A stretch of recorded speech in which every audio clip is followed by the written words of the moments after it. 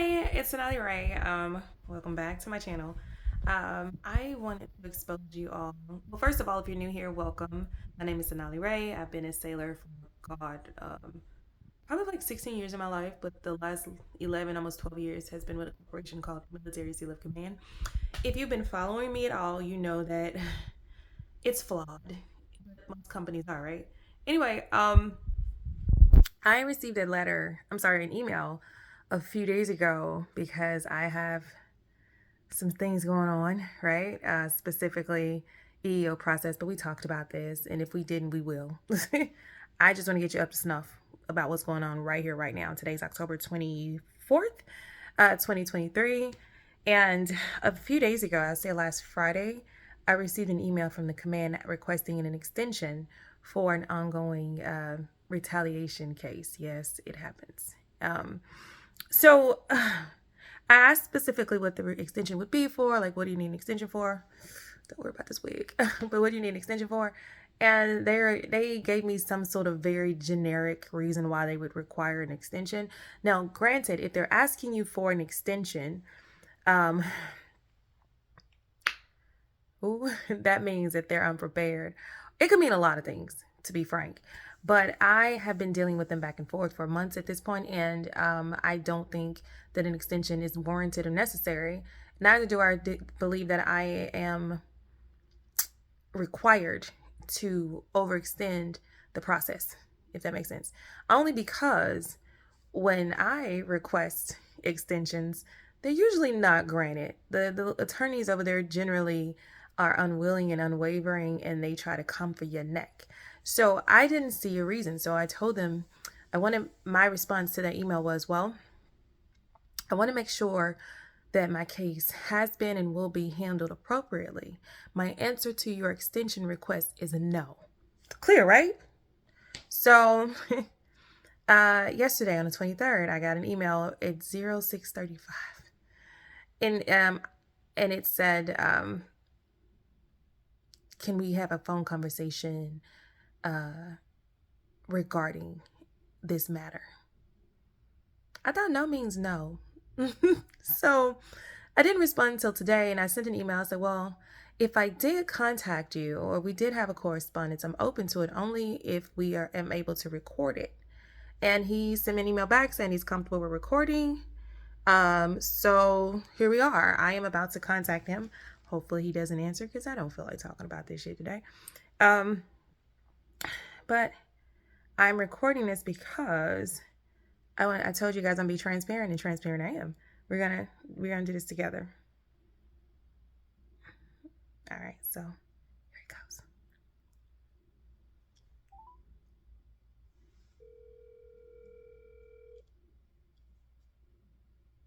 Hey, Ms. Wooten, how are you? Hi, I'm doing well. How are you? I'm doing well. This is Senator Tate, the complaints manager with Military Field Command. Okay. I understand that you're doing an investigation stage. Hold on one second, please. Sure.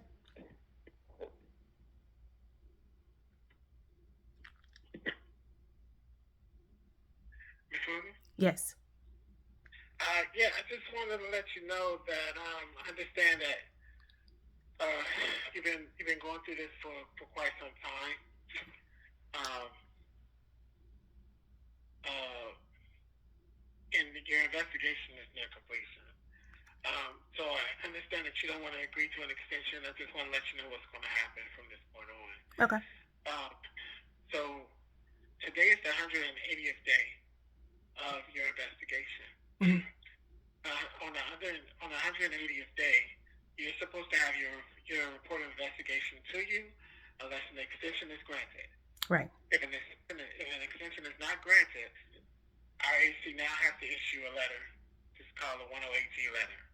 And it just gives you, say, hey, you're supposed to be completed today. It's not completed. And because it's not completed, you now have the option to request for a hearing. So it gives you your option to request for a hearing. Now, this would have happened regardless of 180th day or not. Once the report of investigation is complete, you have that option to go to request for a hearing. This is just that this gives you the opportunity to do it before you receive the report of investigation. So typically, what happens in these situations, um, if you do not, have your report of investigation and you request for a hearing, once it gets up to the EEOC, the Equal Employment Opportunity Commission office, the administrative judge in that situation will come back and say, hey, uh, this individual, in your case, Ms. Wood, has requested for a hearing. You need to upload the report of investigation, right? Right. And we reach back out to the judge and say, hey, we don't have the report of investigation yet. The investigator's still working on it. As soon as they're complete, we'll upload it. So that's the process. Okay. In a nutshell, they're going to reach back out to us and say, hey, we need that. We're going to give it to you as soon as we have it. So that's typically what happens. So in this situation, we have an investigator that has not completed the investigation. And I don't know how aware you are of the process, but they don't work for our agency. They work for IRD. So Right. we're completely in their hands right now. So I did talk to your investigator a couple of days ago on Friday when I reached out to you, asked for the extension, and I spoke again with your investigator yesterday, and I let her know that you had not agreed to an extension. And she came back and said, well, I'm still working on it. I'll give it to you as soon as possible. So I wanted to give you an update of what's happening and also let you know that you'll be receiving that option letter. Okay. Shortly. Okay, I understand. Well, thank you. Okay. Absolutely. I appreciate you making the process a little bit more thorough or crystal clear, if you will. Yeah, and I'm actually the new complaints manager here. I just started here back in late August. Okay. So your complaint was transferred over to me. I believe Miss King was your counselor. Yeah. Miss Williams. She was. Okay. Yeah, she's moved on. She's found another position in another agency, which is why I took on your case. Okay. So just any questions or concerns you may have, you can shoot me an email. I'll respond to your email. But as soon as we have something for you, as soon as we get your report investigation in, I'll be sending that to you. But also, I'll be sending you your option to file for a hearing if you'd like to do so as well. Okay, sounds good. So just for clarification, Mr. What's your last name? Tate, right? Mr. Tate? Yeah, last name is Tate, T-A-T-E. Okay, Mr. Tate. You said that you're the MSC coordinator. Are you not directly, because Miss Williams was working under EEO. That's who you were working with? Am I understanding that right? Okay. Yeah. So I work for, we work for Military Sealift Command, but we're actually the EEO office. So we don't, essentially we're our own entity, but we are the EEO office for Military Sealift Command. You're the EEO division of Military Sealift Command, right? Say again? Did I say that right? You're the EEO division with Military Sealift Command? Yeah. Okay. Yeah, pretty much in a nutshell. Okay.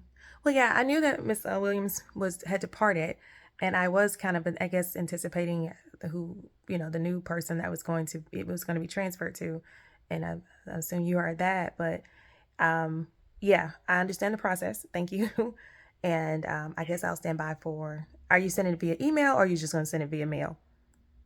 I'm going to send it via email. You talking about the 108G letter? Correct. Yeah, it's going to be, because today is the 180th day. Right. And, by regulation, we have to give it to you on the 180th day. So, the fastest way to make sure to ensure that you have it is through email. So I'm going to send that through email to you. Okay.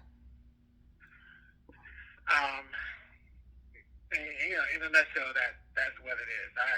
I tried to see if the investigator could complete it, especially since I saw that it was 7 days away. And I didn't get any contact until Friday. And it looks like she's still trying to get it approved by her management right now. So. Trying to get it approved? I don't understand. What approval would she need? So what happens is when the investigator completes the investigation, they send a draft, what they call a draft ROI, or draft report investigation, to their management. So management just wants to ensure, hey, if we have a case, let's say, for example, I don't really know the weeds of your case, but say if there's a termination case, Okay. there's a list of documentation that's supposed to be in your report because it's a termination case. There's a list of RMOs that are supposed to be reached out. Your claims that are framed, they're supposed to each be addressed. If you have, seven claims, each of those claims are supposed to be addressed. So what happens is the management goes through and reviews the ROI. Don't really look for like the weeds of it, but say, hey, was this addressed? Was it not addressed? How was it addressed? Things of that nature. Okay. And then if there is a claim that wasn't addressed, they reach back out to the investigator and say, hey, you didn't address this. You need to address it before we complete this investigation. And that's what the review is for. Okay. All right. Well, that just makes me more confident in my decision to say no. Because she had enough time. She did. Yeah. So, ultimately it's your decision if you want to say yes or no. We just support whatever you want to say and make sure we logistically move it forward. Appreciate it. Well, thank you so much. Is there anything else for me, Mr. Tate? I think that's it. I think that's all. I just need to let you know what was going to happen from here. Okay. Well, I do appreciate it. Thank you so much for taking my call. You're welcome. Have a wonderful day. Bye. You as well. Okay, so this is a pretty lengthy video, but I wanted you guys to see how this works. Essentially, I do have a case. He clearly says he doesn't know the ins and outs because he's new. He just got there in August. It's only October. And when you have a big conglomerate like MSC, you have it's littered with cases. So I do get that.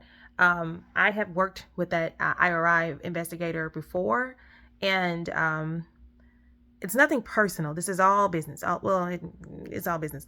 And what I mean by that is when I first exchanged with her, on our very first exchange, I realized a couple of things. One, she's not Native American, meaning she wasn't born here. She may be a natural citizen. She could have married, but you can tell that English, or especially American English, is not her first language. What do I mean by that? That's not a crime. I'm not upset with that. Before everybody starts thinking that I'm, this way or that way, it's not that at all. When you're in a professional setting, specifically working with the government, you have to have a strong grasp of the English language. And a lot of times they hire, like this is a third party. This is not MSC doing it, or it's not even EEO. They all of them hire outside. They do outsourcing for investigative purposes. It's a money thing. When I spoke to her, I don't know if they tell you people's nationality. Yeah, they have to, because this is part of, depending on the case. But you let them know who you identify, what you identify as, blah, blah, blah. My point is this. When we exchanged, I could tell that English wasn't her first language. And though you may be fluent in English or even bilingual, there is some nuances that you're not going to be able to grasp. So especially if you haven't worked for an operational organization, okay? If you have not worked for MSC, and she does not work for MSC, people from the back office management can give her one framework and kind of misguide her, and she thinks with her context clues that this is right, and it wasn't. That exchange, our first exchange, was horrible because it affect not being here native to this land. There are some changes, there are some differences, there are some things that you in social cues and classes you're just not going to get. My point again is this: it was the baddest exchange, so much so that when he wasn't telling me anything I didn't know about the corporation that worked for, because I couldn't get through to her. Like, you're supposed to be taking account my position, looking at it from my lens, so that you can get a clear understanding of what my grievance is and why, right? Because she has to gather the information. He just said that, not me. So in doing so, all she did was cut me off and tell me about my job and tell me about my company that she doesn't work for. So she doesn't know the CMPI. She doesn't know, the day-to-day flow. She doesn't know the rules that they break constantly. You understand? So I was not in any capacity being able to convey clearly what she needed to hear. We couldn't get through the questions. So it wasn't until I contacted the higher up within that operation, and they sent me her boss, and the lady was like, I understand. And we were able to get somewhere. She was able to understand what I was talking about. She was able to follow along the social cues and the clues and, the pieces to the puzzle. So I don't know if that woman ripped this woman a new asshole or not, because but the next time we spoke, she talked to me with respect and humility, which is not what I was granted the first time, which is why I don't feel she had 180 days. That's over 4 months. She had 180 days to complete something. When we spoke at the halfway point, she and I gave her a full blueprint. I did her job for her for the most part. You know, I gave her a timeline of events, accurate, credible timeline of events. And apparently she's still not done. 180 days. She didn't have to type up stuff. She could have just taken what I gave her and, you know, for my end of it. Now, of course, there are other parts of the case. Don't get me wrong. And she has to adhere to a certain status quo, like he just said, and that's totally fine. But she had 180 days, and her caseload. Her boss said they only have like 6 apiece. Like they don't do that many apiece. It's a lot of them. You know what I mean? So it's not like she had a 60 man. She didn't have a 60 caseload. Anyway, I know they were requesting they wanted to request the extension, but you're not for me. The answer is absolutely no. Like I said, I want my case to be handled appropriately, and giving you an extension doesn't mean you're doing it right. There's God only knows what they could be trying to unearth. So let's go ahead and do the process. You send me my right to file. I'm going to request a hearing, and then once we get there, we'll go to discovery. Anyway, if you guys are here for this next video, you just buckle up for this ride. This is an ongoing journey, not a quick thing. So if you're watching this at night, I hope you're having a great night. If you see this in the morning, I hope you have a great morning. And I will see you next video. Apparently, I got some work to do. Bye.